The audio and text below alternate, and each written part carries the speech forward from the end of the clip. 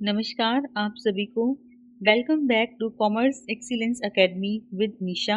आज की video commerce students के लिए बहुत इम्पोर्टेंट होने वाली है because today we are going to revise one of the most important laws from the business law and consumer protection question, the consumer protection act 2019। अगर आप UGC NET commerce, PGT commerce या किसी भी state exam की commerce competitive exam की preparation कर रही हैं, then this video is definitely for you. लेकिन एक रिक्वेस्ट है, इस वीडियो को सिर्फ सुनना नहीं है, आपको कंसेप्ट को अंडरस्टैंड करना है, रिवाइज करना है, रिकॉल करना है। बिकॉज कंज्यूमर प्रोटेक्शन एक्ट में क्वेश्चन सिर्फ डायरेक्ट डेफिनेशन से नहीं आते। एग्जामिनर आपसे पूछ सकता है जैसे कि who is consumer, what is included in goods and services, what are 6 consumer rights, what is the role of CCPA, what is misleading advertising, product liability, 3 tier redressal mechanism, mediation। तो इन सब में से क्वेश्चन पूछे जा सकते हैं। So today we are going to cover the complete framework in an exam oriented revision format. At the end, I have also included important MCQs, so stay till the end. Let's start. तो सबसे पहले है basic question, what is consumer protection. तो consumer protection का simple meaning है protecting consumer against unfair, deceptive and exploitative business practices and providing an effective mechanism for redressal of consumer grievances। ठीक है, तो सिंपल लैंग्वेज में समझते हैं, अगर कंज्यूमर ने कोई प्रोडक्ट परचेज किया या सर्विस ली और उसके साथ अनफेयर ट्रीटमेंट हुआ, उसी डिफेक्टिव प्रोडक्ट मिला, मिसलीडिंग इंफॉर्मेशन दी गई या अनफेयर ट्रेड प्रैक्टिस हुई, then law provide protection and a mechanism through which the consumer can seek relief. So why do we need consumer protection? Basic, because market में consumer और seller के बीच information और bargaining power हमेशा equal नहीं होती। For example, आप एक expensive electronic product purchase करते हैं, एड में कुछ और प्रॉमिस किया गया है लेकिन प्रोडक्ट में कुछ और निकलता है, ठीक है। या फिर ऑनलाइन शॉपिंग में पिक्चर कुछ और है, प्रोडक्ट कुछ और है, या हिडन चार्जेस लेटर ऐड कर दी जाते हैं, या डिफेक्टिव प्रोडक्ट के लिए सेलर रिस्पॉन्सिबिलिटी एक्सेप्ट ही नहीं करता। यही सिचुएशंस कंज्यूमर प्रोटेक्शन लॉ को इम्पोर्टेंट बनाती हैं। तो इन सब चीज़ों से बचाने के लिए ही कंज्यूमर प्रोटेक्शन लॉ का एग्जिस्टेंस आया है, ठीक है। तो कंज्यूमर प्रोटेक्शन एक्ट 2019 का ब्रॉडली ऑब्जेक्टिव क्या है, देखते हैं। To protect consumer interest, promotion and protection of consumer rights, prevent करना अनफेयर ट्रेड प्रैक्टिसेस को, मिसलीडिंग एडवर्टीजमेंट्स को, रेगुलेट करना प्रोडक्ट की लायबिलिटी को, और प्रोटेक्शन करना consumer in the case of e commerce, electronic commerce, ठीक है। फास्टर डिस्प्यूट रेजोल्यूशन, अगर सेलर और बायर में कोई डिस्प्यूट्स हो जाते हैं, जल्दी से जल्दी उनको रिसॉल्व करना, इंट्रोडक्शन करना मेडिएशन का, regulation through CCPA, protection against unfair contracts, consumer awareness and education, simplification करना कंप्लेन फाइलिंग को। तो ये सब हम आगे पढ़ेंगे, जैसे CCPA क्या होता है, मेडिएशन क्या होता है, डिस्प्यूट रिड्रेसल सिस्टम क्या है, ये सब हम आगे पढ़ेंगे। सो कंज्यूमर प्रोटेक्शन एक्ट 2019 मतलब क्या है, कंज्यूमर ओरिएंटेड है, टेक्नोलॉजिकल ओरिएंटेड है, रेगुलेटरी सिस्टम हमें ये प्रोवाइड करता है, रिमेडियल लेजिस्लेशन है। नेक्स्ट हम देखते हैं हु इज अ कंज्यूमर। सबसे important definition, who is consumer. तो कंज्यूमर कौन होता है? The term consumer is the heart of the consumer protection act 2019। तो कंज्यूमर हार्ट है इस एक्ट का, क्योंकि कंज्यूमर के लिए बना है, कंज्यूमर को ही फोकस किया गया है। Only a consumer can file a complain and seek redressal under this act. तो कंज्यूमर ही फाइल कर सकता है जिसके साथ गलत हुआ है। Under section 2 subsection 7 of the consumer protection act. तो कंज्यूमर के बारे में बताया गया है सेक्शन 2 सबसेक्शन 7 में। तो कंज्यूमर कौन है? द पर्सन हु, जो गुड्स को परचेज करता है, हायर करता है सर्विसेज को, ठीक है। तो बदले में वो क्या पे करता है? कंसिडरेशन, प्रतिफल पे करता है। तो प्रतिफल क्या हो सकता है? पेड, या तो साथ साथ पे कर दिया गया हो, या फिर प्रॉमिस किया गया है कि बाद में पे करेगा कंज्यूमर, या फिर पार्टली साथ साथ पे कर दिया है और जो पार्ट उसका एक पार्ट है प्रॉमिस कर दिया गया है फ्यूचर में पे करेगा। Under system of deferred payment, जैसे ईएमआई होता है डेफर्ड पेमेंट, अगर ईएमआई पे परचेज किया है हमने कोई प्रोडक्ट तो भी वो कंज्यूमर की कैटेगरी में आता है, ठीक है। अब बाइज ए लैपटॉप फॉर ₹40,000, अलो करता है अपने ब्रदर को यूज करने के लिए, तो ब्रदर को भी क्या माना जाएगा? कंज्यूमर माना जाएगा, because he using the goods with the approval of the purchaser, ठीक है। तो परचेजर भी कंज्यूमर माना जाएगा। अगर परचेजर के बिहाफ पर कोई और प्रोडक्ट को यूज कर रहे हैं तो वो कौन हो गया? यूजर हो गया। तो यूजर भी क्या हो गया? कंज्यूमर हो गया। सो यहाँ पर एक और वर्ड आता है who is not a consumer. Consumer की कैटेगरी में कौन नहीं आता? A person who obtain goods for resale और for any other commercial purpose is generally not a consumer. किसी ने प्रोडक्ट खरीदा कॉमर्शियल पर्पज के लिए, कॉमर्शियल पर्पज के लिए मतलब पैसा कमाने के लिए, अर्निंग के लिए, अपनी बिजनेस यूज के लिए, तो उसे कंज्यूमर की कैटेगरी में नहीं रखा जाएगा, उसके लिए एक अलग लॉ उस पर अप्लाई होगा। जैसे कि होलसेलर परचेज करता है 1000 mobile phone for the resale, तो वो कंज्यूमर नहीं है। तो सेल्फ एम्प्लॉयमेंट, लिवलीहुड, तो इसका एक्सेप्शन है। The expression commercial purpose does not include, ठीक है, goods boat and use by a person exclusively for the purpose of earning his livelihood by the means of self employment. जैसे example दिया गया, एक person seeing machine खरीदता है, operate करता है to earn his livelihood. A person buy a taxi और personally drive करता है, ठीक है, और अपना पैसा कमाता है, तो वो कंज्यूमर की कैटेगरी में नहीं आएगा। In short, buys goods and avail services for the consideration personally और विद अप्रूवल, तो वो कौन हो जाएगा? कंज्यूमर हो जाएगा। लेकिन अगर गुड्स परचेज की जा रही है कॉमर्शियल पर्पज के लिए तो उसे कंज्यूमर की कैटेगरी में इंक्लूड नहीं किया जाएगा।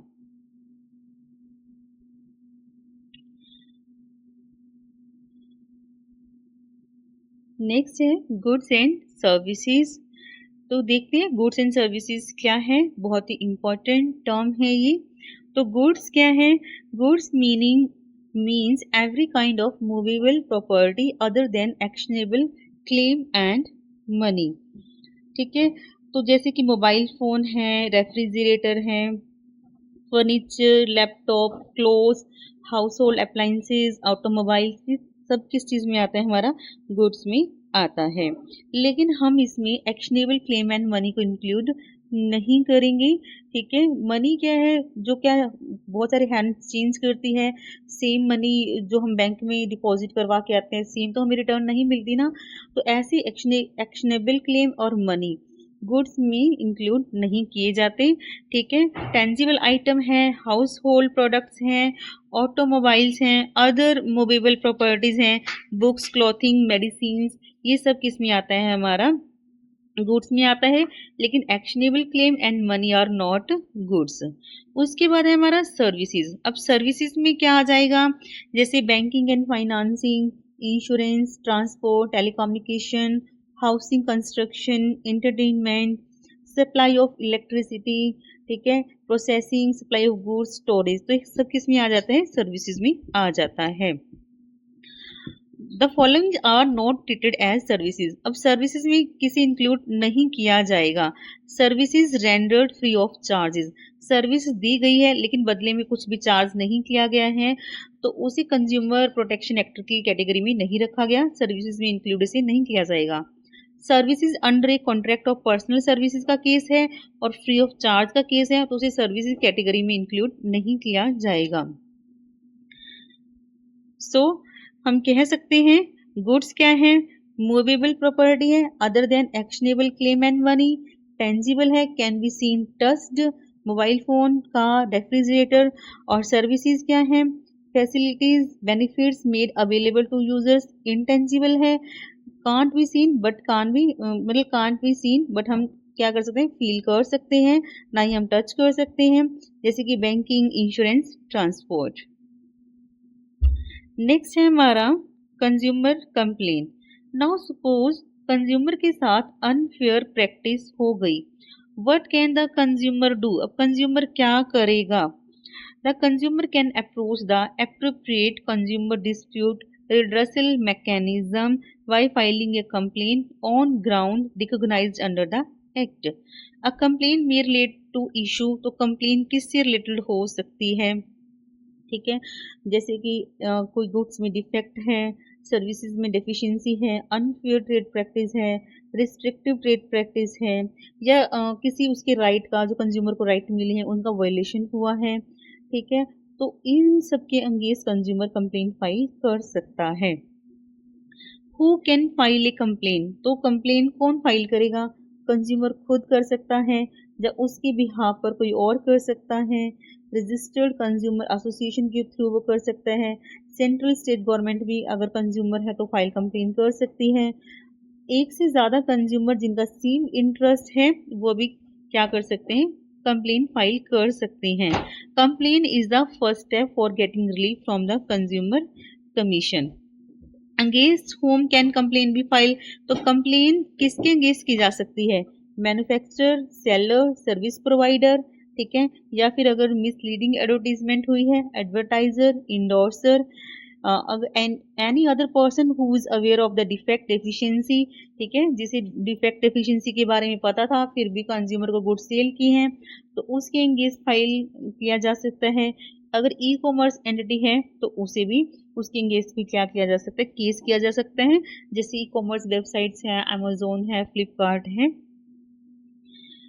उसके बाद है grounds on which complain can be file. वही हम पहले पढ़ चुके हैं, कब कंप्लेन की जा सकती है? गुड्स में डिफेक्ट है, सर्विसेज में डेफिशिएंसी है, अनफेयर या फिर रिस्ट्रिक्टिव ट्रेड प्रैक्टिस है, ओवर चार्जिंग, ज़्यादा प्राइस चार्ज किया गया है, हैजर्ड्स गुड्स और सर्विसेज प्रोवाइड की गई है, प्रोडक्ट लाइबिलिटी नहीं, कोई मतलब रिस्पॉन्सिबिलिटी नहीं ले रहा, अनफेयर कॉन्ट्रैक्ट है, या मिसलीडिंग एडवर्टीजमेंट है जहाँ जिसकी वजह से लॉस हुआ है कंज्यूमर को। तो इन ग्राउंड्स पर, इस बेसिस पर फाइल कंप्लेन की जा सकती है। ठीक है, तो जब कंप्लेन कर रहा है कंज्यूमर तो उसे क्या कुछ ऐड करना होगा?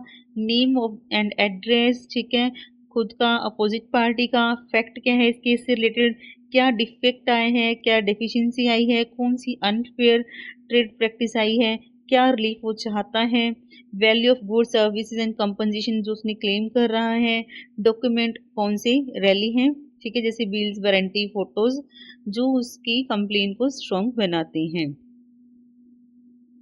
How to file complaint? तो कंप्लेन कैसे फाइल की जाएगी? इन राइटिंग या फिर इलेक्ट्रॉनिकली भी की जा सकती है। In the appropriate consumer commission में फाइल की जाएगी। Can be file in person through authorise representative, खुद भी कर सकते हैं, या फिर जो पर्सन ऑथराइज है उसके थ्रू भी की जा सकती है। Can be file through electronic mode as may be notified. तो इलेक्ट्रॉनिकली कंप्लेन फाइल करना, ये 2019 एक्ट में नए प्रोविजंस आए हैं। नेक्स्ट है हमारा वेयर टू फाइल, तो कहाँ पर फाइल की जाए? वेयर ऑपोजिट पार्टी रिजाइड और carry on business, where cause of action arise, ठीक है, यहाँ पर एक्शन हुआ है। In case of online purchase, where the consumer reside, जहाँ पर कंज्यूमर रहता है, अगर ऑनलाइन परचेज का केस है। सो लिमिटेशन पीरियड सेक्शन 69 में बताया गया है। लिमिटेशन पीरियड बताता है कब तक कंप्लेन की जा सकती है। Complaint shall be filed within 2 years from the date on which the cause of action has arisen. तो 2 साल का टाइम होता है कंज्यूमर के पास। Delay can be condoned by commission for sufficient cause, मतलब 2 years को एक्सटेंड भी किया जा सकता है अगर sufficient रीजन है डिले होने के।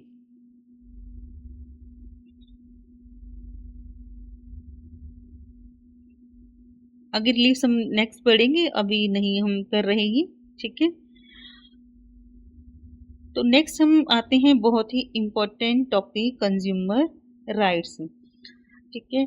तो कंज्यूमर राइट, तो टोटल कंज्यूमर के पास 6 राइट्स हैं। These rights ensure that consumers are treated fairly and are protected against exploitation, unfair trade practice, defective goods and services. तो ये राइट हमें सेफ्टी प्रोवाइड करते हैं, बहुत सारे राइट्स हमें देते हैं। तो कौन कौन से राइट हैं? सबसे पहले हमारा राइट टू सेफ्टी, सेफ्टी का राइट है।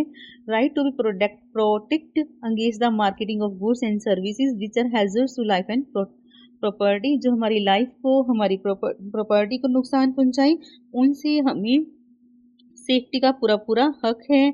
जैसे कि डिफेक्टिव इलेक्ट्रिकल प्रोडक्ट्स होते हैं जो सीरियस इंजरी हमें दे सकते हैं, तो कंज्यूमर के पास पूरा राइट है खुद को प्रोटेक्ट करने का।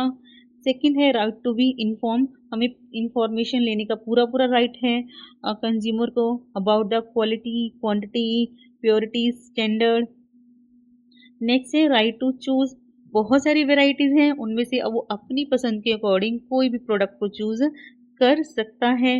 Right to be heard, right to be heard क्या कह रहे हैं? And to be assured that consumer interest will receive due consideration at appropriate form, कि कंज्यूमर की वॉइस मैटर करती है, कंज्यूमर इंटरेस्ट को एप्रोप्रिएट फॉर्म पर ड्यू कंसिडरेशन मिलना चाहिए, उसकी सुनवाई होनी चाहिए। नेक्स्ट है हमारा fifth right to seek redressal, right to seek redressal against unfair trade practice या फिर रिस्ट्रिक्टिव ट्रेड प्रैक्टिस। ठीक है, अगर डिफेक्टिव गुड्स उसे मिलती है, डिफिशिएंट सर्विसेज मिलती है, तो उनका रिड्रेसल लेने का उसे पूरा पूरा अधिकार है। सिक्स्थ है right to consumer awareness, consumer education, consumer awareness, उनके राइट्स के बारे में, उनकी रिस्पॉन्सिबिलिटीज़ के बारे में, या फिर उनको कौन कौन सी रेमेडीज अवेलेबल हैं, तो उन्हें पूरा राइट है अवेयरनेस का।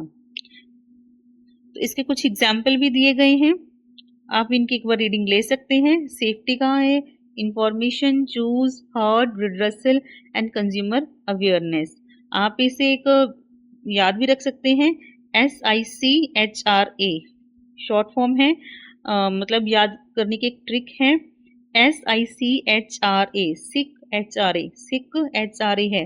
ठीक है, जैसे ह्यूमन रिसोर्स कह देते हैं हम, सिक HRA, ऐसे safety, information, choice, heard, redressal and awareness. Next हमारा आता है कंज्यूमर प्रोटेक्शन काउंसिल्स। तो काउंसिल्स के बारे में हम पढ़ते हैं। The Consumer Protection Act 2019 provide for the establishment of 3 level of consumer protection councils to promote and protect the rights of consumer। ठीक है, तो 3 लेवल पर हमें कंज्यूमर प्रोटेक्शन काउंसिल्स मिलती हैं। देयर ब्रॉड पर्पस क्या है, क्यों ये एग्जिस्टेंस में आई हैं?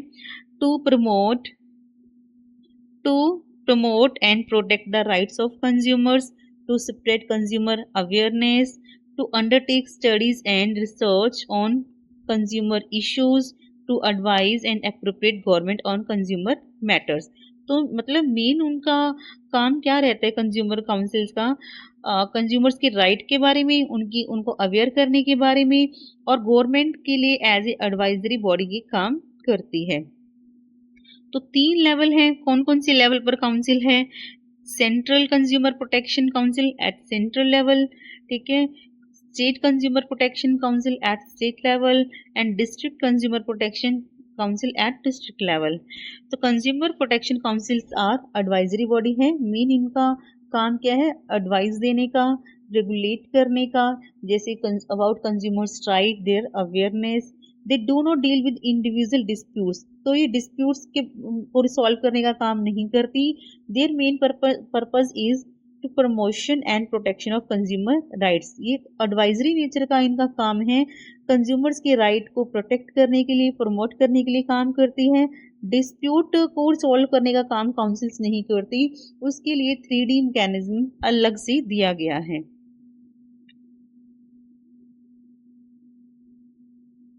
कंपोजिशन देखते हैं। These councils consist of members from various field, जैसे कि कंज्यूमर ऑर्गेनाइजेशन लॉ से होते हैं इनके मेंबर्स, इंडस्ट्री से, trade, public affairs, other relevant field. The exact composition क्या है? वेरी करती रहती है as per the rules. Important point याद रखने वाले कौन सी हैं? ये एडवाइजरी नेचर में है, क्वेसी जुडिशियल नहीं है, they can't giving binding order नहीं दे सकती, ना ही डील करती है कंज्यूमर की कंप्लेन के साथ, ठीक है। देयर रोल इज, क्या रोल है उनका? एडवाइजरी है, अवेयरनेस है, रिसर्च है, कंज्यूमर एजुकेशन प्रोवाइड करना है। तो कंज्यूमर प्रोटेक्शन काउंसिल्स क्या करती हैं? एडवाइजरी, प्रमोशन एंड प्रोटेक्शन करती हैं। आगे जो हम और पढ़ेंगे कंज्यूमर कमीशंस के बारे में पढ़ेंगे, जो डिस्प्यूट को रिसॉल्व करने का काम करते हैं। ये डिस्प्यूट रिड्रेसल क्वेसी जुडिशियल हैं, CCPA, ठीक है। ये पढ़ेंगे रेगुलेशन एंड इन्फोर्समेंट का काम करती हैं। कंज्यूमर मेडिटेशन सेल क्या करते हैं? सेटलमेंट फैसिलिटेशन थ्रू मेडिएशन का काम करते हैं कि मतलब जो 3D रिडर्सल मशीनरी को यूज किए बिना मेडिएशन के थ्रू दोनों पार्टीज के बीच में समझौता करवाकर ही जो झगड़ा है उसको रिसॉल्व कर दिया जाए।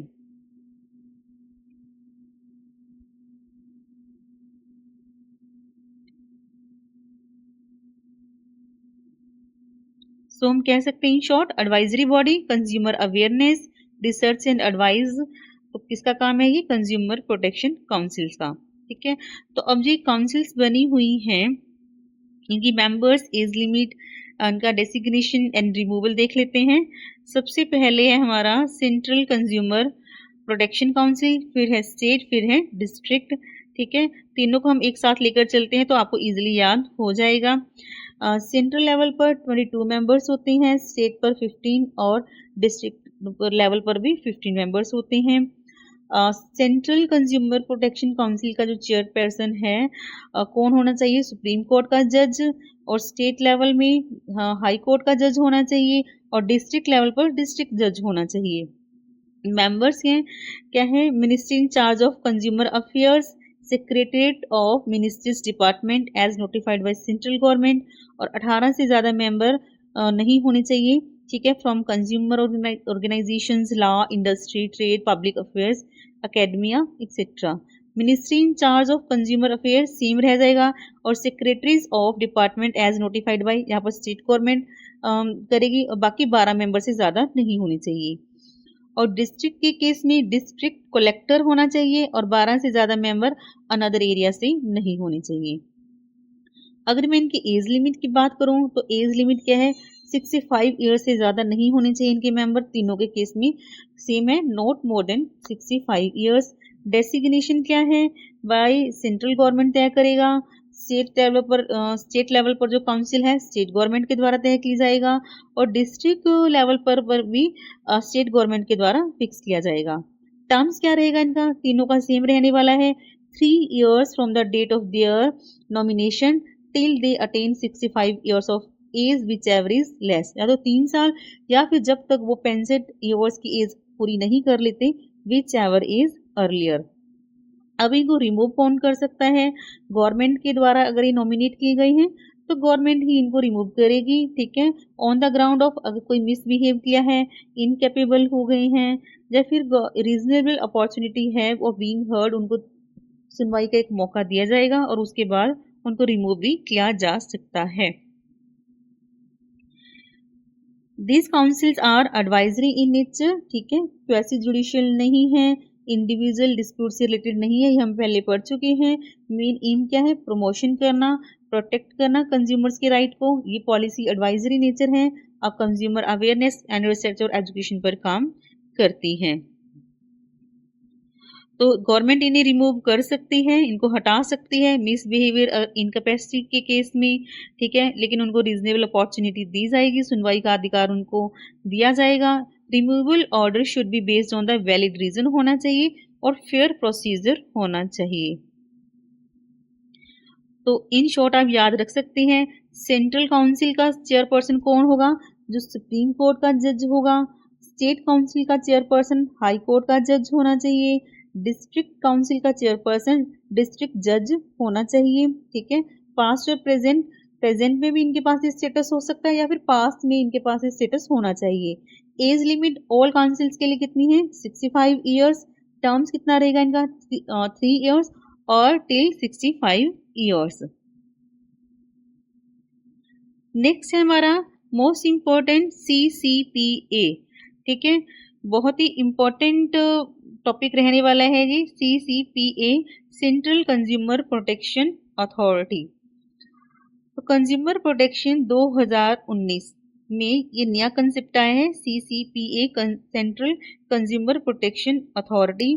तो ये क्यों एस्टैब्लिश किया गया था? To deal with the matters relating to violation of consumer rights, unfair trade practices and false और मिसलीडिंग एडवर्टीजमेंट। तो इस केस में इन्वेस्टिगेशन करने के लिए CCPA का इस्टेब्लिशमेंट किया गया था। पावर ऑफ इन्वेस्टिगेशन विंग, तो CCPA की जो इन्वेस्टिगेशन विंग है उसकी क्या पावर है, वो क्या काम कर सकती है? Call for information from any person, ठीक है, कोई भी इंफॉर्मेशन की डिमांड कर सकती है। Conduct search and seizure, search भी कर सकती है, सीजर भी कर सकती है। बुक्स ऑफ अकाउंट्स को इंस्पेक्ट कर सकती है। Statement, record statement on auth, statement को रिकॉर्ड कर सकती है। समन इशू कर सकती है। Obtain assistance from any officer और एजेंसी ऑफ द गवर्नमेंट, अगर हेल्प चाहिए गवर्नमेंट की किसी भी एजेंसी से, किसी भी ऑफिसर से, तो ये हेल्प के लिए डिमांड कर सकती है।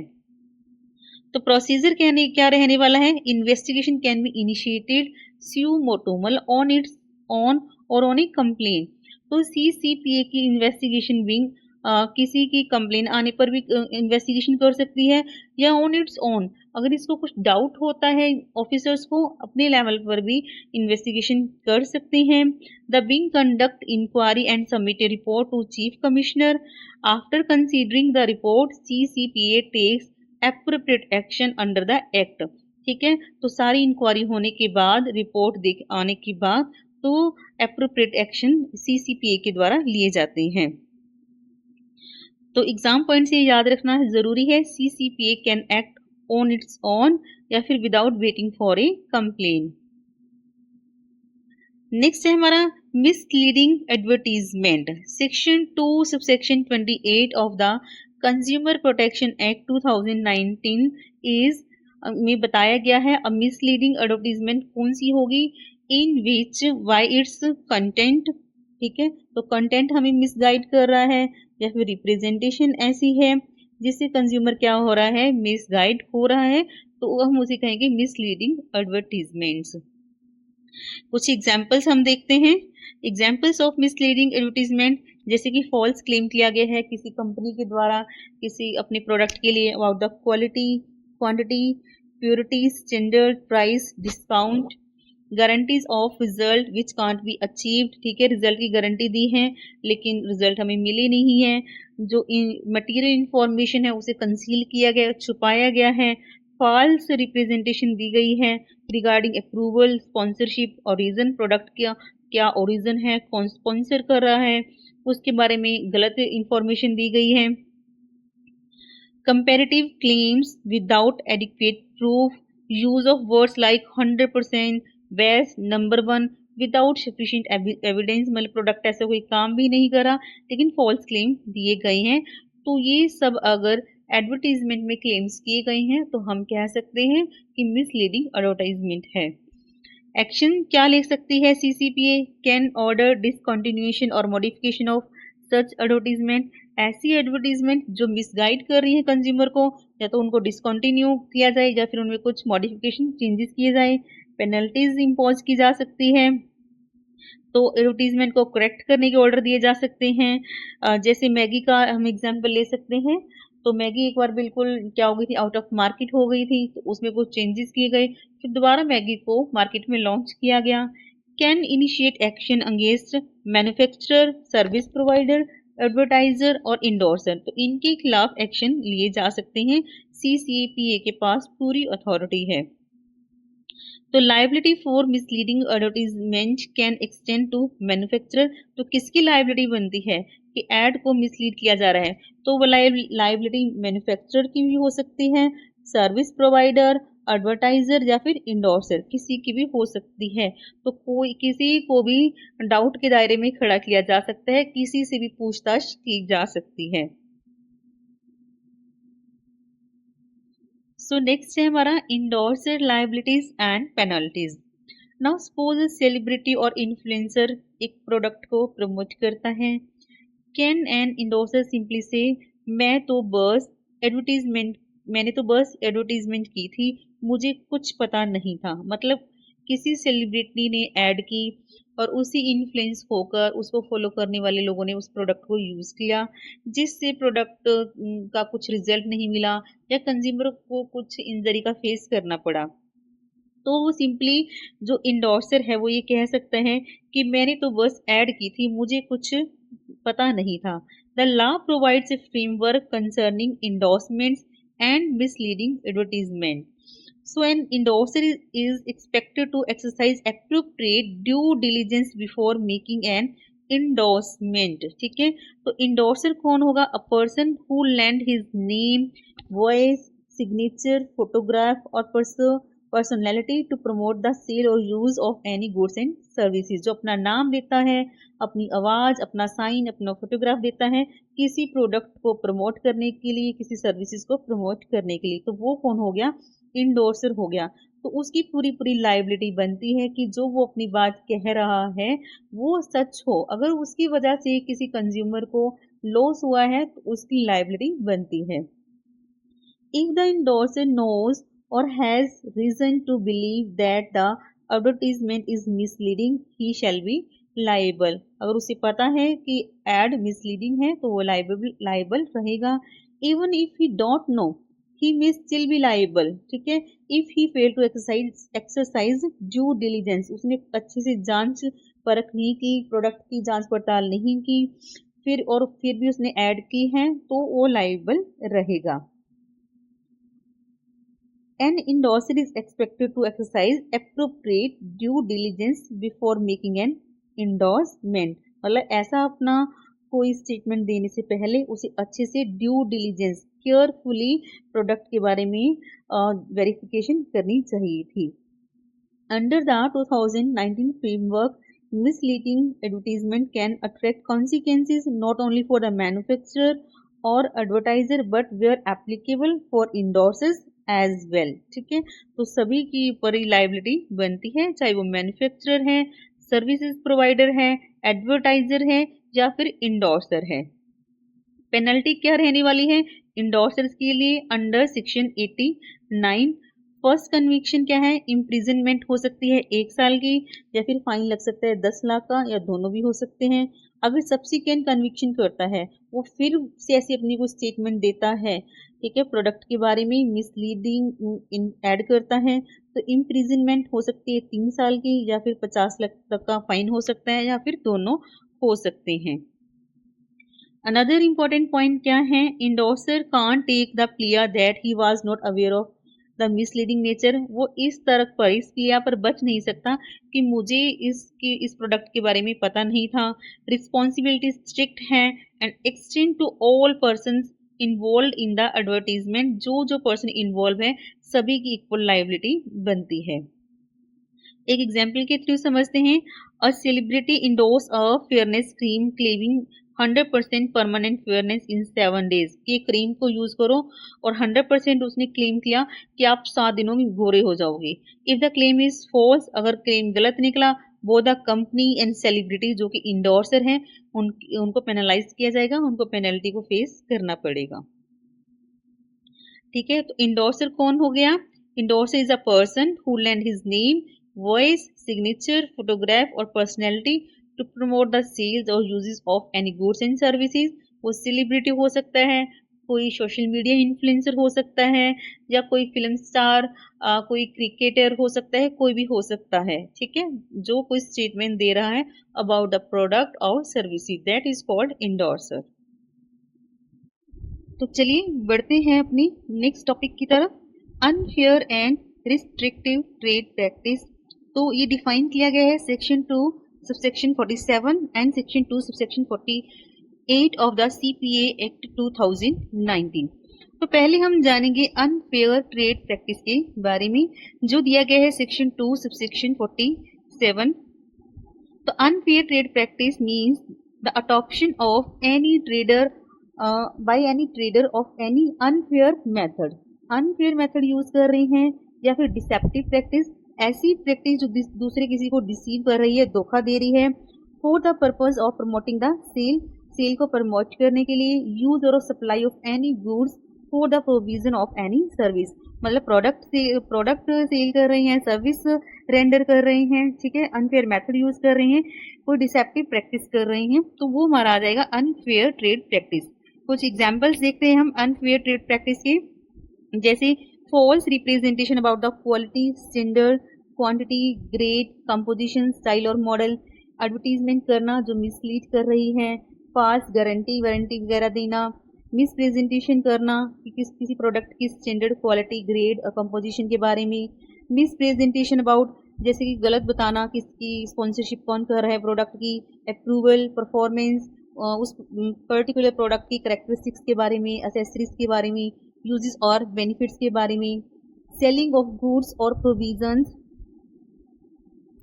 For free which are not intended to be so provided, ठीक है, कोई प्रोडक्ट बेचा जा रहा है, सर्विस दी जा रही है, ठीक है, which are not intended to so provided, ठीक है, क्या कहा था कि साथ में जो ये प्रोडक्ट है कुछ सर्विस है, प्रोडक्ट के साथ सर्विस फ्री देंगे, लेकिन कुछ भी ऐसा जो प्रॉमिस था वो फुलफिल नहीं किया गया, contravening any of the provision of the act, ठीक है, जो इस एक्ट के प्रावधान है उनको कॉन्ट्रावीन किया गया है, जो मटेरियल इंफॉर्मेशन है, जरूरी इंफॉर्मेशन जो प्रोवाइड करनी चाहिए थी उसे कंसील किया गया है, छुपाया गया है, inducing the consumer by taking unfair advantage of his lack of knowledge, experience of और इन्फॉर्मिटी, मतलब कस्टमर को नॉलेज नहीं थी तो उसकी इस बात का फायदा उठा के अनफेयर एडवांटेज किया गया है, तो वो हमारा क्या हो जाएगा अनफेयर ट्रेड प्रैक्टिस। तो इसमें क्या आ जाएगा, इट इन्वॉल्व्स डिसेप्शन, मिसप्रेजेंटेशन और फ्रॉड, किसी को धोखा देना, मिसप्रेजेंटेशन करना, फ्रॉड करना, तो इट डिस्टॉर्ट कंज्यूमर चॉइस, तो ये प्रोहिबिट की गई है अंडर सेक्शन 2 सबसेक्शन 47 में, CCPA can investigate and can take action, ठीक है। उसके बाद है हमारा रिस्ट्रिक्टिव ट्रेड प्रैक्टिस, नाम से पता चल रहा है ऐसी प्रैक्टिस जिस पर रिस्ट्रिक्शंस लगाई गई है, पाबंदी लगाई गई है under the act consumer protection act 2019, तो ये कहाँ पर डिस्क्राइब की गई है, अंडर सेक्शन 2 सबसेक्शन 48, तो means RTP means a trade practice which impose or is likely to impose an unreasonable conditions, मतलब कुछ restrictions लगाई गई हैं, कुछ conditions add की गई हैं on the supply of any goods or services or on the price at which goods are supplied or services are provided, कुछ restrictions conditions के साथ goods sale की जा रही हैं, services render की जा रही हैं, that are the RTP restrictive trade practice।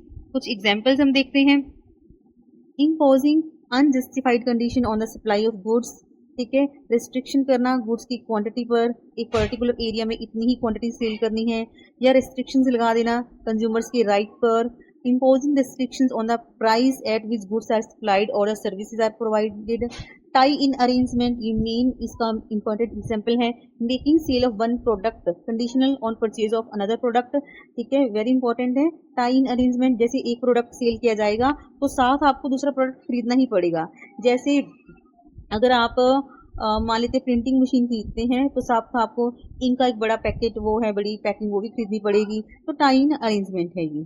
Exclusive dealing, next है हमारा exclusive dealing, forcing a consumer या फिर dealer to deal exclusively with one supplier, ठीक है, कंज्यूमर को कह रहे हैं डीलर को सिर्फ एक ही सप्लायर के साथ डील करना है और किसी से प्रोडक्ट परचेज ही नहीं करना, exclusive dealing, refusal to deal except on unfair terms, सिर्फ अनफेयर टर्म्स को यूज करते हुए डील किया जाएगा वरना रिफ्यूज कर दिया जाएगा, तो ये हमारी क्या होगी RTP। दोनों में डिफरेंस क्या है UTP एंड RTP में, सबसे पहले है UTP में आ जाएगा deception, misleading, representation and fraud, और RTP में आ जाएगा involves in imposition of unreasonable condition और रिस्ट्रिक्शन, कंडीशन साथ में अटैच कर देना, हार्म्स करती है कंज्यूमर को बाय डिस्टॉर्टिंग देयर चॉइस, तो कंज्यूमर को कैसे हार्म कर रही है, by limiting their freedom of choice, इसमें चॉइस को डिस्टॉर्ट किया जा रहा है, इसमें क्या किया जा रहा है, कंज्यूमर की चॉइस को लिमिट किया जा रहा है, जैसे false advertisement, false guarantee, concealment of facts, और RTP एग्जाम्पल है जैसे कि tie in arrangement, exclusive dealing, price restrictions, तो ये हमारे RTP और UTP में मेन डिफरेंस हो गया। तो CCPA क्या करेगी, इन्वेस्टिगेशन करेगी, डिसकंटिन्यू कर सकती है ऐसी UTP RTP को, पेनल्टी लगा सकती है, रिकॉल कर सकती है ऐसी गुड्स को या फिर सर्विसेज को विड्रॉल कर देती है, आउट ऑफ मार्केट कर देती है, पब्लिश करेक्टिव एडवर्टीजमेंट, ऐसी प्रोडक्ट की जो ऐड हुई है उनको करेक्ट करने के आदेश दे सकती है, order reimbursement of price to the consumer, की कंज्यूमर को पैसा वापस करे, रीइम्बर्स करे, और पेनल्टी भी चार्ज कर सकते हैं अंडर सेक्शन 21। ठीक है, यूटीपी या फिर आरटीपी पर 10 लाख तक की है। अगर कंटिन्यू की जा रही है ऐसी प्रैक्टिसेस तो 5000 पर डे लगेगा। CCPA may also order corrective advertisement at the cost of the trader. So important points क्या है? These practice are prohibited to ensure fair trade and protect consumer interest, तो प्रोहिबिट की गई हैं गवर्नमेंट के द्वारा। CCPA एक इम्पॉर्टेंट रोल प्ले करता है in preventing, curbing and penalising such practices. Consumer can complain to CCPA और file complain before consumer commission. ठीक है, तो UTP मतलब क्या है? डिसेप्टिव एंड मिसलीडिंग, और RTP मतलब क्या है? Unreasonable restrictions. ठीक है, मतलब विदाउट द ग्राउंड या विदाउट एनी रीजन, साथ में restrictions, terms and conditions attach कर देना।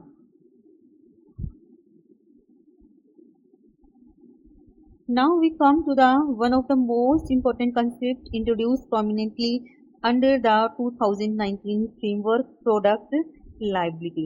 तो प्रोडक्ट लाइबिलिटी क्या है?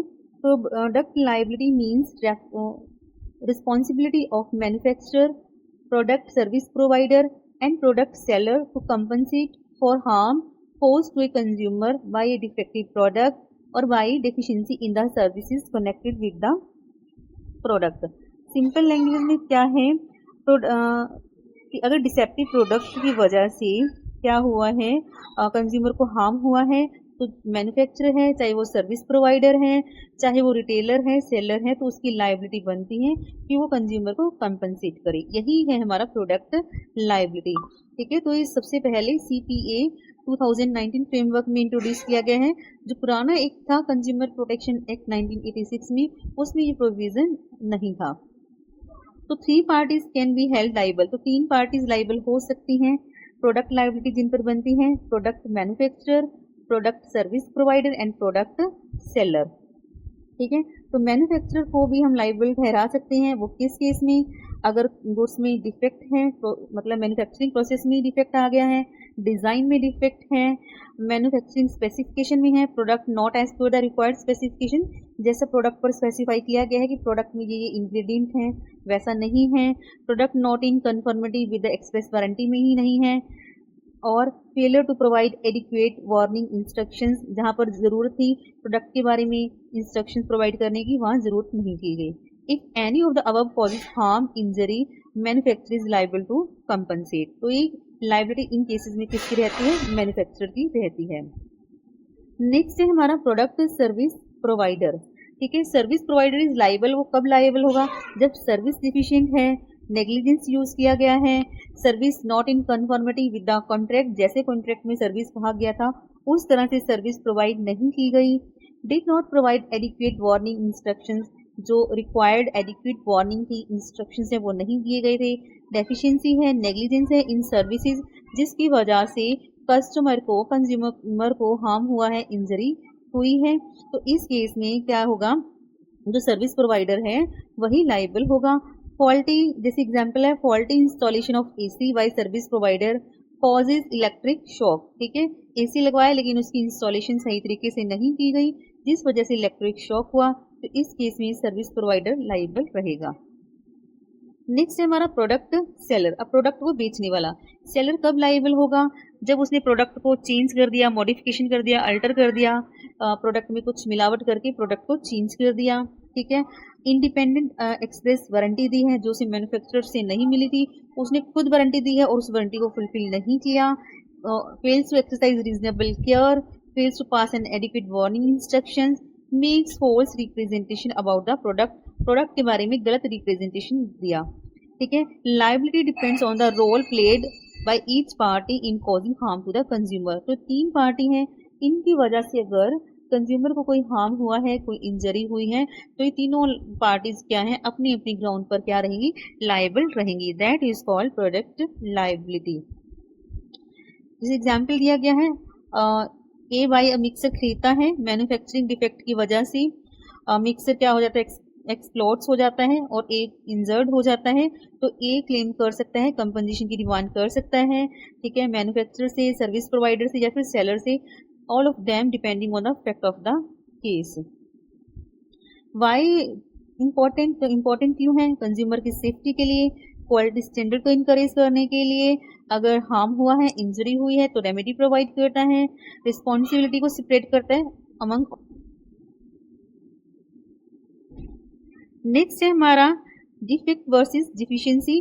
अगर गुड्स में कोई डिफेक्ट है, कोई क्वालिटी शॉर्टकमिंग्स है क्वालिटी क्वांटिटी को लेकर, प्योरिटी को लेकर, तो हम उसे बोलते हैं डिफेक्ट। अगर सर्विसेज में कोई शॉर्टकमिंग आई है क्वालिटी, नेचर या फिर मैनर ऑफ परफॉर्मेंस को लेकर, तो उसे हम कहेंगे डेफिशिएंसी। मतलब डिफेक्ट किससे रिलेटेड है? गुड्स से, और डेफिशिएंसी सर्विसेज से रिलेटेड है। तो प्रोडक्ट लायबिलिटी इज मतलब मैन्युफैक्चरर की लायबिलिटी, सर्विस प्रोवाइडर की एंड सेलर की। तो ये है हमारा प्रोडक्ट। सो नेक्स्ट है हमारा ई कॉमर्स। कंज्यूमर प्रोटेक्शन 2019 में एक नया फ्रेमवर्क में एक नया कंसेप्ट ऐड हुआ है, ई कॉमर्स, ठीक है। According to rule 2020, the consumer protection act 2019 recognise किया है modern digital market place and provides the protection of consumer in e commerce through the consumer protection rule 2020। तो देखते हैं इसमें क्या कहा गया है। सबसे पहले है meaning of e commerce. Section 2 section 45 में दिया गया है, मतलब डिजिटल प्रोडक्ट हम यूज कर रहे हैं, इलेक्ट्रॉनिक नेटवर्क का यूज करते हैं, हम डिजिटली प्रोडक्ट और सर्विसेज को एंजॉय कर रहे हैं, that is called e commerce. तो ई कॉमर्स एंटिटी कौन सी होगी? जो digital service e commerce facilities हमें प्रोवाइड करवा रही है, ठीक है। नेक्स्ट है हमारा ऑब्जेक्टिव क्या है ई कॉमर्स प्रोविजंस लाने के पीछे। तो सबसे पहले क्या है? फेयरनेस एंड ट्रांसपेरेंसी लाने के लिए, provide adequate information to the consumer. जो कंज्यूमर ई कॉमर्स वेबसाइट का यूज कर रहा है उन्हें पूरी इन्फॉर्मेशन हो about the product, about the services. Protect करने के लिए कंज्यूमर के इंटरेस्ट को in the online market place. Ensure करता है grievance redressal and accountability. Promote करता है safe, reliable and trustworthy e commerce. Important obligations क्या है ई कॉमर्स एंटिटीज के, ठीक है। तो जैसे ई कॉमर्स वेबसाइट्स हैं, अमेजोन है, फ्लिपकार्ट है, तो इनकी क्या रिस्पॉन्सिबिलिटी रहती है कि अपना name, address, contact detail, email सब डिस्प्ले करें, क्लियरली बताएं कस्टमर को प्रोडक्ट या सर्विसेज के क्वालिटी, क्वांटिटी, प्राइस के बारे में, डिलीवरी टाइम के बारे में, वारंटी के बारे में, रिटर्न पॉलिसी के बारे में, रिफंड या फिर कैंसिलेशन पॉलिसी के बारे में। डिस्क्लोज करें टोटल प्राइस के बारे में, सभी चार्जेस जो चार्ज कर रहे हैं, टैक्सेस ऐड कर रहे हैं, अगर डिलीवरी चार्जेस वो चार्ज कर रहे हैं, सेलर के बारे में पूरी इंफॉर्मेशन प्लेटफॉर्म पर प्रोवाइड करें। Ensure that sellers on the platform comply with the law including CPA 2019 कि सेलर ने इस के सभी प्रोविजंस को फॉलो किया है। प्रोवाइड करें इजी रिटर्न, रिफंड, एक्सचेंज और warranty policy. Display terms and conditions, ठीक है, क्लियर मैनर में टर्म्स एंड कंडीशंस बताई गई हों। Not to engage in unfair trade practice, establish effective grievance redressal mechanism. Grievance redressal क्या है? तो एक ई कॉमर्स एंटिटीज हैं उनको 48 आवर के अंदर क्या है एक्नॉलेज करेंगे वो, और 1 महीने का उनके पास टाइम होता है जो भी कंप्लेन होती है उसे रिजॉल्व करने का। इफ नॉट रिजॉल्व, अगर रिजॉल्व नहीं किया गया, inform consumer about the escalation to appropriate consumer commission. Next है क्या लाइबिलिटी रहती है ई कॉमर्स एंटिटीज की। E commerce entities are liable for अगर गुड्स में डिफेक्ट आए हैं, सर्विसेज में डिफेक्ट आए हैं, कोई UTP की है, मिसलीडिंग एडवर्टीजमेंट की है, committed by self on their platform in accordance with the CPA 2019, तो वो लाइबल होगा जो भी ई कॉमर्स वेबसाइट होगी, ई कॉमर्स कोई एंटिटी होगी। तो कंज्यूमर के राइट सेम रहेंगे ई कॉमर्स के केस में भी, ठीक है। इंफॉर्मेशन का राइट, सेफ्टी का right, choose, third, seek redressal and consumer awareness. की पॉइंट जो रिमेंबर करने वाले हैं, ठीक है। ई कॉमर्स रूल्स 2020 क्या है? ऑपरेशनलाइज है provision of CPA 2019। E commerce entities act as facilitator but are accountable होते हैं। कंज्यूमर फाइल कर सकता है, कंज्यूमर फाइलिंग की कंप्लेन इज इनकरेज। जैसे Amazon, Flipkart, Myntra, food delivery platform, Zomato, Swiggy, तो अगर ये सर्विसेज, इनकी सर्विसेज में डेफिशिएंसी आती है तो हम इनके खिलाफ भी कंप्लेन कर सकते हैं। तो next most important concept of CPA 2019 is 3-tier consumer dispute redressal machinery. ठीक है, तो 3-tier कैसी जुडिशियल मशीनरी प्रोवाइड की है CPA ने for speedy and effective redressal of consumer disputes. तो देखते हैं वो कौन कौन सी है। नेशनल लेवल पर है national consumer dispute redressal commission, state level पर है state consumer dispute redressal commission, और डिस्ट्रिक्ट लेवल पर है हमारे पास डिस्ट्रिक्ट कंज्यूमर डिस्प्यूट रिड्रेसल। सबसे पहले हम बात करते हैं डिस्ट्रिक्ट लेवल से। तो डिस्ट्रिक्ट लेवल पर जो हमारे पास DCDRC है, तो फर्स्ट लेवल है रिड्रेसल का। ठीक है, hear and decide original complaint, easier access है। डिस्ट्रिक्ट लेवल पर हेडक्वार्टर होता है। तो टर्जरी इसकी क्या रहने वाली है, होल डिस्ट्रिक्ट एरिया रहने वाला है पूरी डिस्ट्रिक्ट का। तो इसकी लिमिट क्या है, अप टू 50 लाख। मतलब अगर 50 लाख तक की कोई कंप्लेन है जिससे प्रोडक्ट है जो कोई सर्विसेज हैं, तो district consumer dispute redressal commission हमें मिला हुआ है। उसके बाद आता है state consumer dispute redressal commission. इसमें क्या है, here appeal against district commission order. ठीक है, जो इंसान जो कंज्यूमर डिस्ट्रिक्ट के ऑर्डर कोर्ट के ऑर्डर के अगेंस्ट है, उसे सेटिस्फाई नहीं है, तो अपील कहाँ कर सकता है, स्टेट कंज्यूमर कमीशन के पास कर सकता है। ठीक है, also entertain original complain with its pecuniary limit. Head office state capital में रहेगा, होल स्टेट इसका एरिया रहने वाला है। 50 लाख से 2 करोड़ तक की कंप्लेन कहाँ जाती है, स्टेट लेवल पर जाती है। नेक्स्ट हमारा national consumer dispute redressal commission. तो नेशनल कंज्यूमर कमीशन पर क्या है, state consumer dispute redressal commission की जो अपील है वो जाती है नेशनल लेवल पर इसके अगेंस्ट। ठीक है, तो हमारे पास जाती है नेशनल लेवल पर। हेड ऑफिस न्यू दिल्ली है, होल ऑफ इंडिया इसका एरिया रहता है। मोर देन 2 करोड़ के जो केसेस हैं वो जाते हैं नेशनल लेवल पर। So up to 50 lakh district commission, 50 lakh से 2 करोड़ कहाँ जाएगा, स्टेट कमीशन के पास। अब more than 2 crore national commission के पास। तो complain can be file by consumer, consumer खुद कंप्लेन फाइल कर सकता है, या फिर रजिस्टर्ड कंज्यूमर एसोसिएशन के थ्रू। ठीक है, कर सकता है।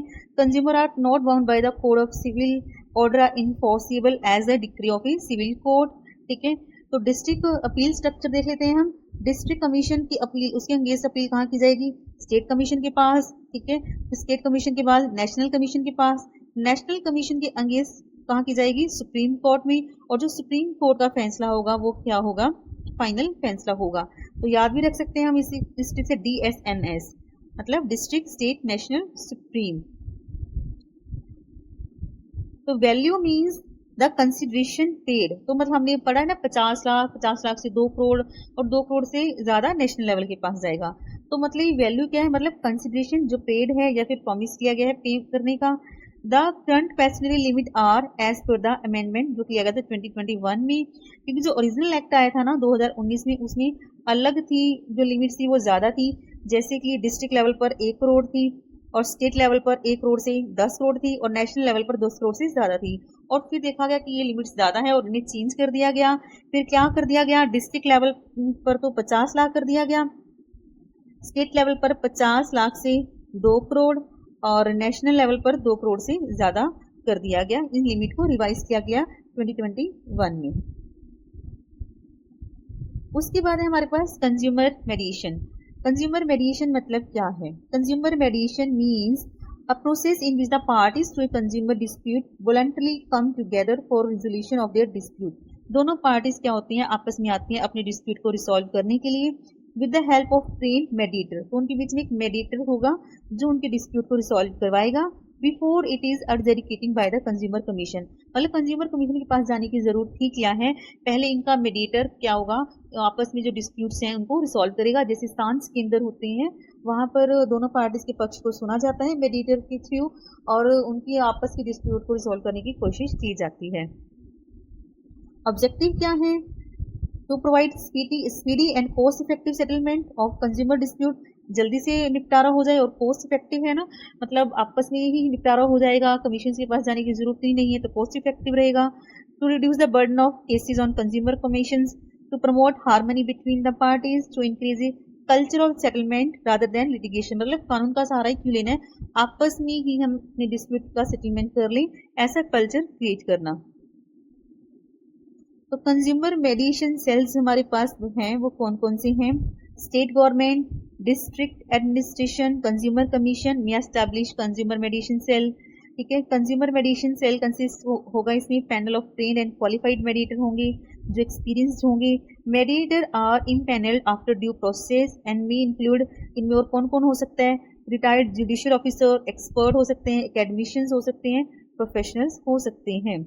CMC provide infra and administrative support for the मेडिएशन। ठीक है, तो एक एक्सपर्ट्स होते हैं जो क्या करते हैं, पार्टीज के डिस्प्यूट को रिसॉल्व करने की कोशिश करते हैं। When can mediation be done? तो मेडिएशन कब किया जाएगा, before filing of complain, complain करने से पहले। ठीक है, कोई भी प्री लिटिगेशन स्टेप मतलब कोई लीगल स्टेप लेने से पहले मेडिएशन किया जाता है। After filing of complain but before the matter is admitted at any stage of proceeding with consent of parties on reference made by commission, अगर कमीशन ने रेफरेंस दिए तब भी मेडिएशन किया जा सकता है।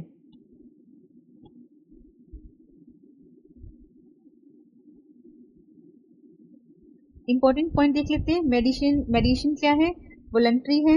ठीक है, दोनों पार्टीज आपस में सहमत हैं तभी ये मेडिएशन प्रोसेस को लागू किया जाता है। It is not binding, binding नहीं है, सेटलमेंट को रिकॉर्ड करना एक्सेप्टेड बाय द कमीशन। ठीक है, हेल्प इन सेव, टाइम बचता है, मनी बचती है, रिलेशनशिप बनते हैं उनके प्रिजर्व रहते हैं। Increase win to win solution, मतलब दोनों पार्टीज की बात सुनी जाती है, दोनों पार्टी गेनिंग पार्टी हो, किसी का भी लॉस ना हो, ऐसा कोई सोल्यूशन दोनों पार्टी के बीच में करवाया जाता है। नेक्स्ट है हमारा रिलीफ अवेलेबल टू कंज्यूमर।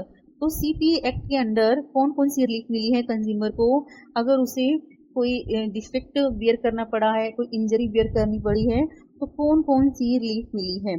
तो सबसे पहले रिमूवल ऑफ डिफेक्ट। ठीक है, डिफेक्ट को रिमूव कर दिया जाएगा, और किसी गुड्स में डिफेक्ट था तो डिफेक्ट को दूर कर दिया जाएगा या गुड्स को रिप्लेस कर दिया जाएगा, पैसे रिफंड कर दिए जाएंगे, कंपनसेशन प्रोवाइड किया जाएगा। ठीक है, और क्या है, डिसकंटिन्यूएंस ऑफ UTP, अगर UTP है तो उसे डिसकंटिन्यू करवा दिया जाएगा, रोक दिया जाएगा। हैजर्ड्स गुड्स को विदड्रॉ कर दिया जाएगा, आउट ऑफ मार्केट कर दिया जाएगा। Discontinuance of hazards services, corrective advertisement, ad को करेक्ट कर दिया जाएगा। मॉडिफिकेशन किया जाएगा, ऐसी कोई मिसलीडिंग एडवर्टीजमेंट है उनमें कोई अदर एप्रोप्रिएट रिलीफ भी प्रोवाइड किए जा सकते हैं। तो रिलीफ में मतलब क्या गया, refund, replacement, compensation, safety, fair trade, consumer satisfaction.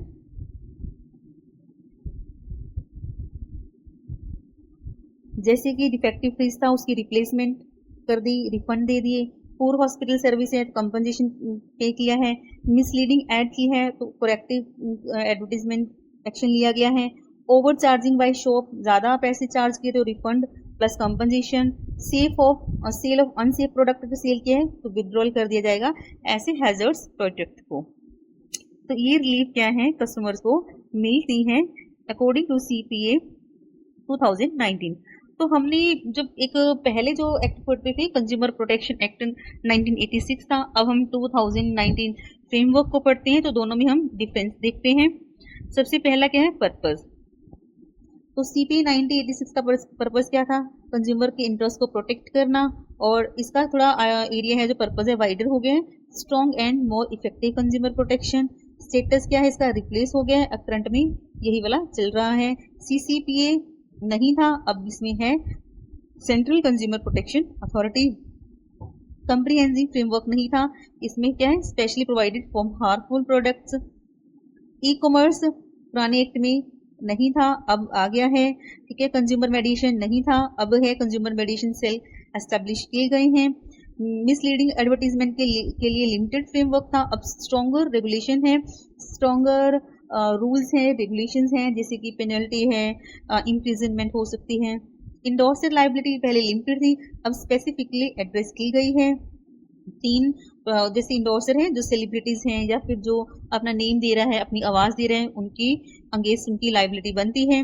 Unfair product contract के लिए कोई ज़्यादा उसे तवज्जो नहीं दिया गया था, अब इसे रिकॉग्नाइज किया गया है और डिक्लेयर किया गया है कि कौन कौन सी प्रैक्टिस, कौन कौन सी कॉन्ट्रैक्ट अनफेयर माने जाएंगे। उसके बाद है इलेक्ट्रॉनिक फिलिंग, पहले लिमिटेड थी लेकिन अब इसका स्कोप ज़्यादा किया गया है, ज़्यादा फैसिलिटेट किया गया है क्योंकि अब ई कॉमर्स बहुत ज़्यादा डेवलप हो चुका है। कंज्यूमर कमीशन 3 लेवल पर थे और अब भी 3 लेवल पर हैं, district, state and national. Regulatory authority mainly adjudicating mechanism था, अब क्या है CCPA adds regulatory investigate and enforcement role.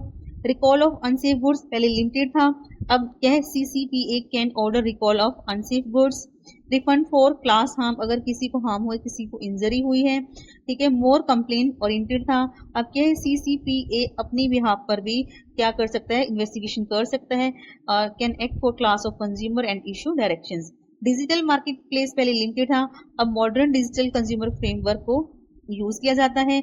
Overall approach देखें तो डिस्प्यूट रिड्रेसल पर भी फोकस किया जाता था कि अगर झगड़े होते हैं तो उनका कैसे निपटारा किया जाए, लेकिन अब क्या रिड्रेसल को भी लेकर चलते हैं, रेगुलेशन को भी, प्रिवेंशन को भी और इन्फोर्समेंट को भी लेकर चला जाता है। सो हम कह सकते हैं कि जो 2019 फ्रेमवर्क है 1986 के फ्रेमवर्क से ज़्यादा स्ट्रॉन्गर है, ज़्यादा वाइडर है, मच बेटर है। नेक्स्ट तो हमने जो पढ़ा है एक बार दोबारा देख लेते हैं। कंज्यूमर पढ़ा है कि कौन कंज्यूमर होता है, ठीक है। तो इसमें हम कमर्शियल पर्पस के लिए अगर गुड्स खरीदे हैं वो कंज्यूमर नहीं हो सकता। डिफेक्ट, अगर गुड्स में कोई शॉर्ट कमिंग है तो उसे डिफेक्ट कहेंगे। सर्विसेज को रेंडर करने में कोई मतलब शॉर्ट कमिंग है तो डिफेंसी। कंप्लेन कौन फाइल कर सकता है, कोई भी फाइल कर सकता है, ठीक है। खुद कस्टमर या उसका कोई रिप्रेजेंटेटिव कर सकता है।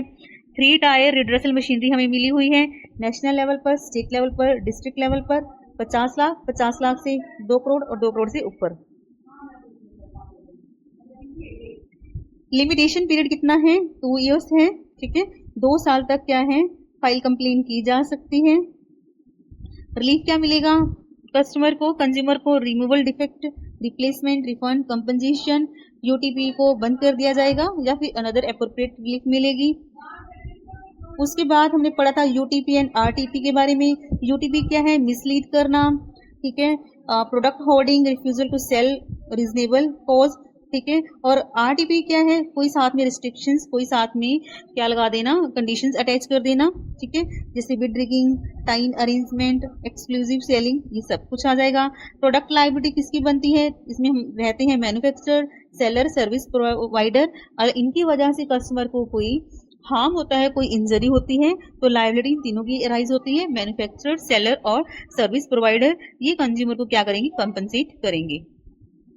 नेक्स्ट ई कॉमर्स हमने पढ़ा, ठीक है। फिर कंज्यूमर मेडिएशन, तो कंज्यूमर मेडिएशन में क्या था कि कमीशन में जाए बिना ही दोनों पार्टीज का आपस का क्या हो जाए, जो डिस्प्यूट है वो सॉल्व हो जाए।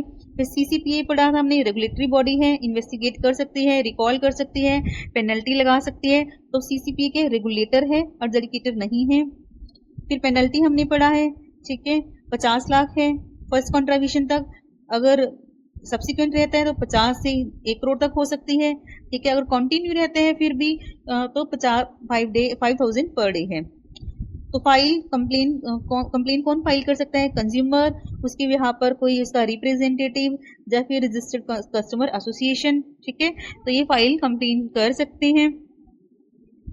तो ये सब हमने कवर किया है।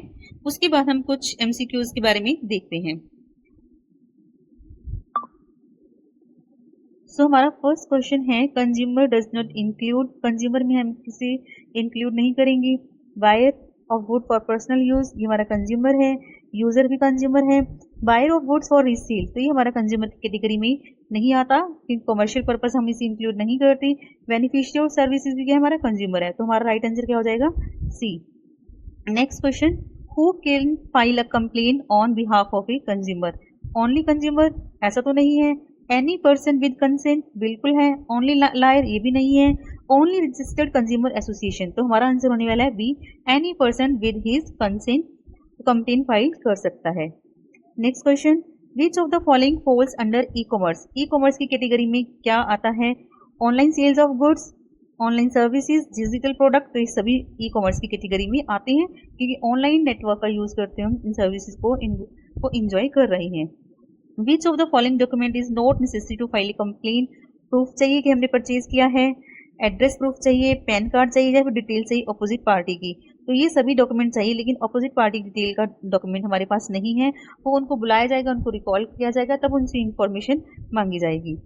Next, which commission has original jurisdiction for complain valued more than 50 lakh and up to 2 crore. तो ये कहाँ पर आता है? स्टेट कमीशन पर। ठीक है, 50 लाख तक डिस्ट्रिक्ट, 50 लाख से 2 करोड़ स्टेट, और 2 करोड़ से ज्यादा कहाँ पर आएगा? नेशनल लेवल पर। नेक्स्ट हमारा क्वेश्चन रहने वाला है 6 question, commission can direct discontinuance. तो किस चीज को डिसकंटिन्यू कर सकता है commission? UTP as well as RTP, तो ये दोनों हो जाएंगी। Which authority can launch investigation on its own motion, मतलब कंज्यूमर की कंप्लेन के बिना ही इन्वेस्टिगेशन कर सकता है, तो वो कौन सी अथॉरिटी है? तो हमारा आंसर रहने वाला है नेशनल कमीशन। उसके बाद है हमारा 8th question, punishment for contravention of CPA 2019 में एक्सटेंड टू, तो फाइन भी हो सकता है और साथ में जेल भी हो सकती है। Warranty under CPA, warranty under CPA मतलब क्या है? Only written warranty, only implied warranty, तो एक्सप्रेस और इम्प्लाइड दोनों, तो इसमें दोनों आ जाएगी, एक्सप्रेस वारंटी भी और इम्प्लाइड वारंटी भी। Next question, which of the following is a consumer right. तो कंज्यूमर का राइट कौन सा है? राइट ऑफ इंफॉर्मेशन भी है, सेफ्टी भी है, हर्ट भी है, सभी क्या है? कंज्यूमर के बेसिक राइट्स हैं, फंडामेंटल राइट्स हैं। Next question, deficiency means any fault, imperfection और shortcoming in the quality, nature and manner of performance. तो शॉर्ट कमिंग आ रही है क्वालिटी, नेचर, ठीक है, मैनर ऑफ परफॉर्मेंस में, तो मैनर ऑफ परफॉर्मेंस ही समझ सकते हैं। तो डेफिशिएंसी किसकी बात की जा रही है? सर्विसेज की बात की जा रही है। अगर डिफेक्ट होता तो वो गुड्स और प्रोडक्ट की बात होती। Endorser liability means liability of an endorser for, तो इंडोर्सर की लाइबिलिटी किसके लिए बनती है? प्रोडक्ट के डिफेक्ट में, सर्विसेज डिले करने में, पुअर पैकेजिंग, या फिर फॉल्स और मिसलीडिंग एडवर्टीजमेंट। तो हमारा आंसर रहने वाला है बी, फॉल्स और मिसलीडिंग एडवर्टीजमेंट के केस में इंडोर्सर लाइबिलिटी अराइज होती है। Next question, where the value of goods and compensation claim is up to 50 lakh, 50 lakh तक है, तो कंप्लेन कहाँ फाइल की जाएगी? डिस्ट्रिक्ट कमीशन के पास। Which of the following is a RTP, RTP कौन सी है? Exclusive supply arrangement, false representation, fixing maximum retail price, offering after sale services। तो हमारा आंसर रहने वाला है सी, फिक्सिंग मैक्सिमम रिटेल प्राइस। उसके बाद है हमारा next question, the appeal against the order of district commission, district commission के अगेंस्ट अपील कहाँ की जाएगी?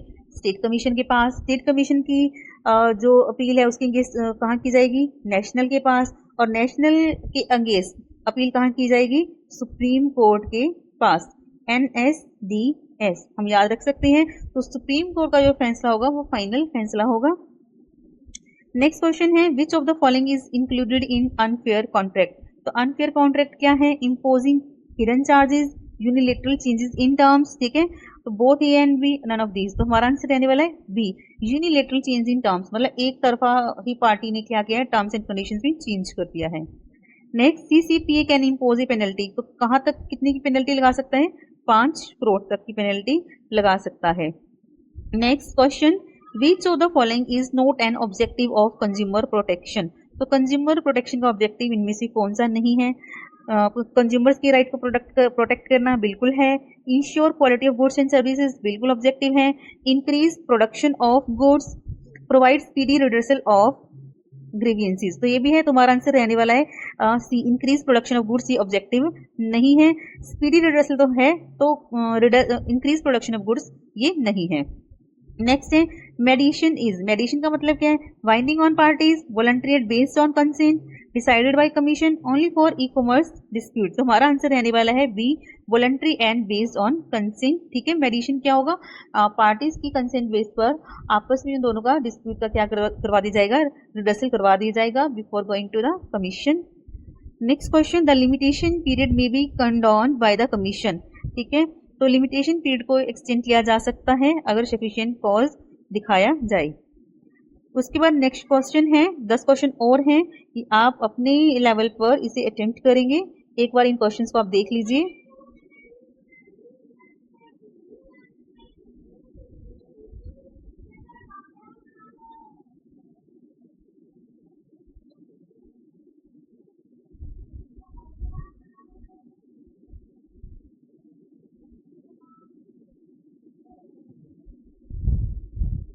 तो ये 10 क्वेश्चन हो रहे हैं, टोटल 30 क्वेश्चन हो गए हैं. So students, today we completed the consumer protection act 2019 complete. Revise भी हमने कर लिया है. आई होप अब आपको एक्ट का कंप्लीट फ्रेमवर्क मच क्लियर है. But remember, law is not just about remembering sections. For competitive examination, you need to understand who, what, why, which authority, which remedy, and which provision. That's how you solve tricky MCQs. If this video helped you in your preparation, so please like the video, share it with your commerce friends, and if you haven't subscribed yet, do subscribe to Commerce with Nisha. Okay, so that I know how many of you completed this revision with me. And just not just study for exam, study to understand the concept so deeply that the MCQs can't confuse you. I will see you in the next video. Keep learning, keep revising, and keep believing in yourself. Thank you so much for watching Commerce with Nisha. Learn smart, revise better, and score better.